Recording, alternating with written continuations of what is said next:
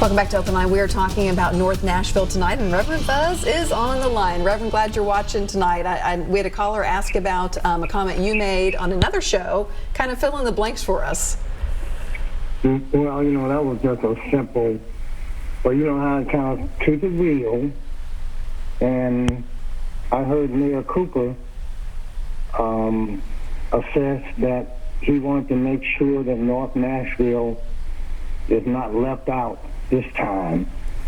He was on the news saying, I'm going to admit it. And you got those clips of the mayor saying, North Nashville, there have been times when it was overlooked. Yep. I said, wow, okay. But this time, we're not going to overlook North Nashville in this recovery. And I do monitor a lot of the news and see how a lot of the emphasis is there, and I keep saying it needs to be the whole city still. And it's another day.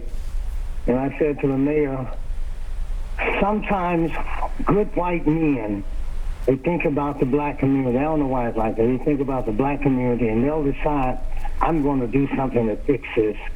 And they'll come up with their own idea, like making Hadley Park a site to receive a, what they call it, a regional community center. And because it had an outdoor pool, they put a pool in. That was without a real good input. It was the wrong decision to spend $3 million to put an indoor pool at a Hadley Park where you needed so many other services. That pool, those people don't swim. That pool was a waste order, and there's many other things. So I was just saying that to the mayor, that when good white people decide to fix these communities, make sure you get the experts. And it's not even the people who live in those communities that know how to build and how to zone and what it takes. But there's a public university here that specializes in providing those kind of answers to build a community. And I visited North Nashville. It's terrible. We've raised money for the churches, but it's not enough. Yeah. And I wanted to ask this question real quick. I hope you can answer. What's the estimate of the damage that's been done in North Nashville or in Nashville at large? I've heard Tune Airport was $100 million. Right. But in terms of damage in North Nashville, what's it? $100 million, $2 billion. What do you think the damage estimates are for North Nashville and for Nashville? Thank you. Okay, thank you, Reverend Fuzz, for calling in. Have you guys heard any estimates? I can say we haven't reported any. No, I haven't either, but I know TSU, I think, was asking for $20 million, at least just for their ag campus. Yeah. And so that's just one campus, so I can imagine it's probably in the triple digits for the total community. Yeah, and to in respect to Reverend Fuzz's comment, just all due respect, just a light pushback. I mean, with the statement of good white men, like I think that's another thing that we need to change is that only white is right. There are a lot of people, not just white people, but there are people in the community that know what is needed to rebuild the community. I think that's going to be a crucial part of it, is that it needs to look like them, sound like them, and reflect the community that is already there, right? And that just doesn't have to, I understand the sentiment of what he was getting to, that they decided to come in and put a pool in, and there are a lot of other things that we could have done. But I think that going forward, that the focus needs to be that there are a lot of capable African-American developers, contractors, and everything else that we need, from cleanup crews to us even putting in clean, energy efficient buildings that are replacing the ones that are tearing down, to can do just as good of a job as anyone else. The thing is, will they have the ability to like equitably bid for these contracts, when they go out?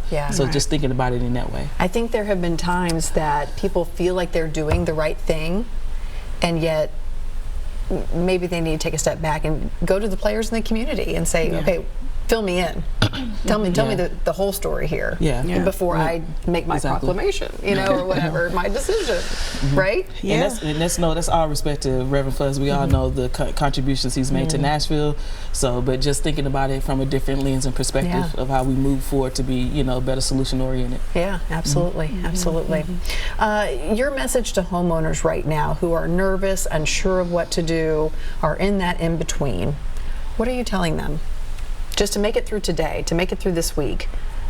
Pause, like we said at our meeting. Just breathe. Just breathe. You do not have to make a rash decision today, tomorrow, or this week. Check with if you have a homeowner's policy, check and see if you can qualify to get your repairs done. But also, we have relationships with contractors. There are unions, a part of our coalition, who can provide, reputable, legit estimates to help you navigate that process. So, we have access and relationships with attorneys, insurance agents, that we can point you in the right direction to make sure that you have someone you can trust and that won't try to rip you off. Yeah, and I think that is the situation where, we all sign up for insurance policies. You're like, yeah, whatever, this 20-page stack, and you don't know what it means. I mean, you can't be the expert. This is not your full-time job, whether it's a medical situation or homeowner's insurance or whatever. And then when what hits the fan, and all of a sudden you've got to understand it all real quick. And it's intimidating and hard and overwhelming. It is intimidating. To navigate that paperwork and the legalese you gotta get through, it is intimidating. Hence the don't sell out north. Tell about that hashtag or the fund and hashtag and everything else. She's the author of it. Yes, so. I created the hashtag because we want to send a message not only to homeowners but also to developers. Like, this is not the place where you think you can just come in and buy up the place without us having a say-so about it. So we're going to work with homeowners who want that help to make sure that they don't sell, but also we want to work with the community to let us know who are those developers that are harassing you, because we're about to start harassing them. Right, because this didn't just happen because of the tornado. This has been going on for a while. It's been going on for a while. And I'm curious to know if any Metro Council members are watching, is there an anti-harassment policy on the books? If not, we want to lead that to make it happen, to make sure that if homeowners are getting harassed and they already tell those developers, no, I'm not interested, and they keep calling, they should be assessed civil penalties. There you go.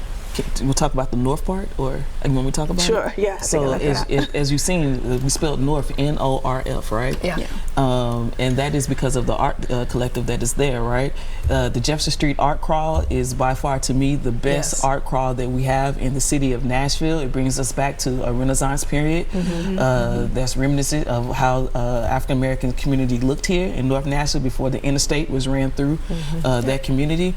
But just giving also back to one of those things that we just talked about, as far as that perspective of like being more than just a commodity on the sheet, because that's what a lot of developers see when they just see North Nashville. They just see opportunity to exhaust their margins, right, and don't see the human people who are actually living here and the struggles and the stress and the beauty, right? And it's also just a moniker to the rest of Nashville.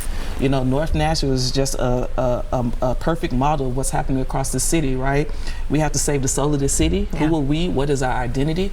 So when we say don't sell out north, it's giving, homage to what makes that community North Nashville in the first place. And we need to think about it in all the communities across Nashville.